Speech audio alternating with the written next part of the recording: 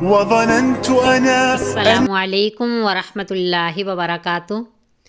رب اشرح لی صدری ویسر لی امری واحلل عقدۃ من لسانی یفقہوا قولی رب زدنی علما کثیرا نافعا حسبنا اللہ ونعم الوکیل نعم المولا ونعم النصیر لا حول ولا قوۃ الا باللہ العلی العظیم وما توفیقی الا باللہ علیہ توکلت و الیہ انیب سبحانک لا علم لنا الا ما علمتنا انک انت العلیم الحکیم۔ جیسا کہ آپ سب کو معلوم ہے کہ ہم نورانی قاعدہ پڑھ رہے ہیں، اور نورانی قاعدہ میں آج ہماری تختی نمبر 9 ہے، جو پچھلی تختیوں کی مشق ہے۔ جیسا کہ ہم نے تختی نمبر 1 میں حروف تہجی، تختی نمبر 2 حروف مفردات، تختی نمبر 3 حروف مقطعات، تختی نمبر 4 حرکات، تختی نمبر 5 تنوین، یہ 5 تختیاں پڑھیں، اور چھٹی تختی میں ان ساری تختیوں کی مشق ہوئی، یعنی حروف کو سمجھ کر کے، حرکات و تنوین کو سمجھ کر کے۔ تختی نمبر 6 میں ان کو جوڑ کر کے، یعنی الفاظ کی صورت میں ہم نے ان تختیوں کی مشق کی، جن میں حرکات و تنوین کو بھی ہم نے سمجھا، اور اس تختی کو 3 طریقوں سے ہم نے سمجھا، یعنی ہجے، رواں اور وقف۔ تو پھر وقف کے طریقے بھی ہم نے سمجھے۔ گویا کہ 6 تختیوں کے ذریعے ہمارا نورانی قاعدے کا باب نمبر 1 مکمل ہوا، اور تختی نمبر 7 میں ہم نے کھڑی حرکات سے متعلق پڑھا۔ تختی نمبر 8 میں ہم نے 2 چیزیں سمجھی، حروف مدہ اور حروف لین۔ اب ہمارے پاس 3 چیزیں ہیں، کھڑی حرکات، حروف مدہ اور حروف لین۔ تختی نمبر 9 میں ان 3 باتوں کی مشق ہوگی، اور جیسا کہ ہم نے حروف مدہ پڑھے، حروف مدہ میں مد اصلی پائی جاتی ہے، جو ایک فطری مقدار ہے۔ اس کی اصلی مقدار ہے کہ 1 الف کی مقدار، یعنی 2 سیکنڈ اس کو کھینچ کر کے ادا کرنا ہے۔ اگر ہم نے اس کو نہ کھینچا تو یہ حروف مدہ ہی نہیں رہیں گے، مد باقی ہی نہیں رہے گی، اور یہ جو لحن جلی کی ایک صورت ہے، گھٹا دینا، وہ صورت پائی جائے گی، اور لحن جلی جو کہ حرام ہے۔ اور اگر نماز میں ایسی غلطی کی جائے تو نماز بھی فاسد ہو جاتی ہے۔ تو مد اصلی کے بارے میں، حروف مدہ کے بارے میں تو ہم نے سمجھا کہ انہیں 2 سیکنڈ کھینچ کر کے ادا کرنا ہے، 2 سیکنڈ لمبا کرنا ہے، یہ مد اصلی ہے۔ جس کی ادائیگی نہ ہوئی تو گویا کہ صفات لازمہ کی غلطی ہے، اور صفات لازمہ کی غلطی جو ہے وہ لحن جلی کہلاتی ہے، جو کہ حرام ہے، تو اس کی ادائیگی لازم ہے۔ مد اصلی کے بعد مد فرعی پیدا ہوتی ہے۔ اصل جڑ کو کہتے ہیں، اور فروع شاخ کو کہتے ہیں، یعنی اس کے ساتھ بعد میں پیدا ہونے والی جو اس کے ذریعے مدیں ہیں انہیں مد فرعی کہیں گے۔ اور یہ کس طرح پیدا ہوتی ہیں؟ مد اصلی کی تعریف میں تو ہم نے بات سمجھی کہ حروف مدہ کو اپنی اصلی اور فطری مقدار میں لمبا کرنے کو مد اصلی کہتے ہیں۔ جیسے ہم نے با، بو، بی سمجھا، اسی طرح قالو، قا میں الف مدہ ہے، لو میں واو مدہ ہے، اور داعی، دا میں الف مدہ ہے، عی میں یا مدہ ہے، تو یہ اصلی مد ہے۔ مد فرعی کسے کہتے ہیں؟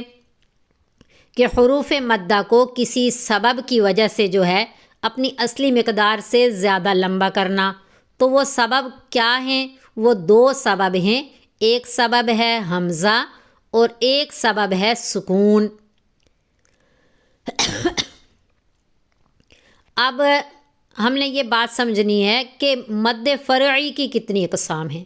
تو اجمالی طور پہ مد فرعی یعنی حروف مدہ کے بعد حمزہ یا سکون کے آ جانے سے جو مدات پیدا ہوتی ہیں انہیں مد فرعی کہتے ہیں، اور اجمالی طور پہ ان کی 4 قسمیں ہیں، 2 حمزہ کے پیدا ہونے سے اور 2 مد سکون کے، یعنی 2 مدات جو ہیں حروف مدہ کے بعد حمزہ کے آ جانے سے پیدا ہوتی ہیں، اور 2 مدات جو ہے حروف مدہ کے بعد سکون کے آ جانے سے پیدا ہوتی ہیں۔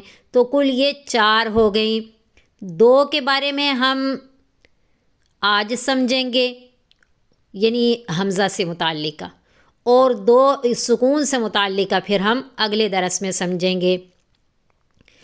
تو حروف مدہ الف، واو، یا۔ الف خالی سے پہلے والے حرف کے اوپر زبر، واو ساکن سے پہلے والے حرف کے نیچے کے اوپر پیش، اور یا ساکن سے پہلے والے حرف کے نیچے زیر آئے تو یہ حروف مدہ کہلاتے ہیں۔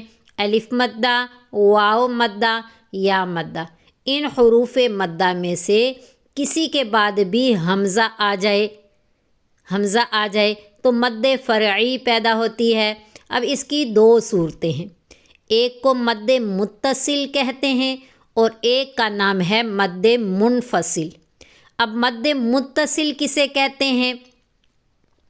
حروف مدہ کے بعد حمزہ اسی کلمہ میں آ جائے تو یہ مد متصل ہے، جیسے جاء، جیم الف مد زبر جا، حمزہ زبر آ، جاء، تو یہ مد متصل ہے۔ اسی طرح یہ تو الف مدہ کی مثال تھی، الف مدہ کے بعد حمزہ آ رہا ہے۔ اسی طرح سین واو مد پیش سو، حمزہ زبر آ، سو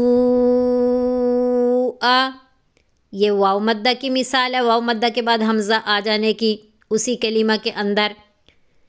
سین یا مد زیر سی، حمزہ تا زبر ات، سی ات، تو یہ یا مدہ کے بعد حمزہ آ جانے کی مثال ہے۔ جاء، سوء، سیئت۔ اب دیکھیں الف مدہ کے بعد حمزہ اسی کلمہ میں ہے، واو مدہ کے بعد حمزہ اسی کلمہ میں ہے، یا مدہ کے بعد حمزہ اسی کلمہ میں ہے۔ 3 مثالیں آپ کے سامنے ہیں، الف مدہ کے بعد حمزہ کے آ جانے کی، واو مدہ کے بعد حمزہ کے آ جانے کی، اور یا مدہ کے بعد حمزہ آ جانے کی اسی کلمہ کے اندر۔ تو اس مد کو مد متصل کہتے ہیں۔ قرآن شریف میں دیکھیں گے کہ یہ مد جو ہے تھوڑی موٹی کر کے لکھی ہوتی ہے۔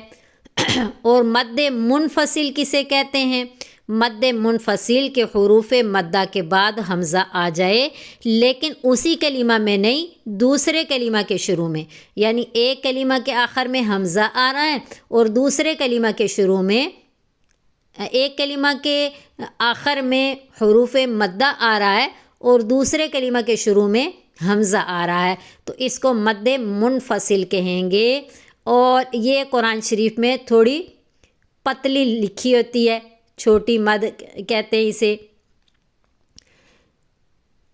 تو اس کی مثال سمجھ لیں، اِنَّا أَعْطَيْنَاكَ، اِنَّا حمزہ نون زیر ان، نون الف مد زبر نا، اِنَّا، اس میں دیکھ رہے ہیں آپ کہ الف مدہ ہے اور یہ ایک کلمہ مکمل ہو گیا۔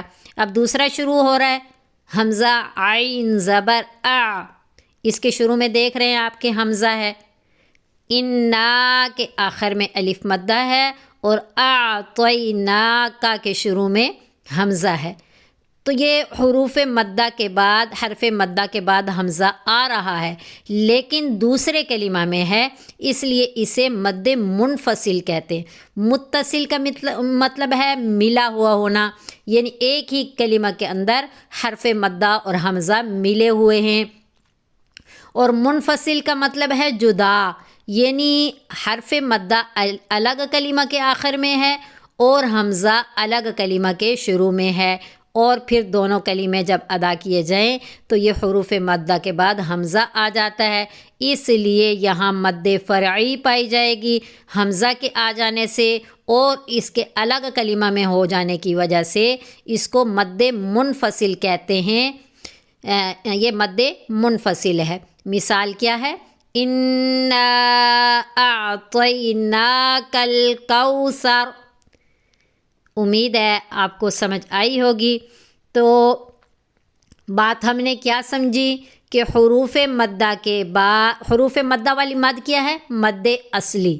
حروف مدہ کے بعد کوئی سبب آ جائے تو مد فرعی۔ تو سبب کتنے ہیں؟ 2 ہیں، ایک حمزہ، ایک سکون۔ حمزہ کے بارے میں ہم نے آج سمجھا کہ حروف مدہ اور حمزہ ایک کلمہ میں آ رہے ہیں تو مد منفصل، الگ الگ کلمہ میں آ رہے ہیں تو ایک کلمہ میں آ رہے ہیں تو مد متصل کہ دونوں ملے ہوئے ہیں، اور الگ الگ کلمہ میں آ رہے ہیں تو مد منفصل کہ دونوں جدا جدا ہیں۔ اللہ ہمیں سمجھنے کی توفیق عطا فرمائے، اللہ ہمارے حامی و ناصر ہوں۔ السلام علیکم ورحمۃ اللہ وبرکاتہ۔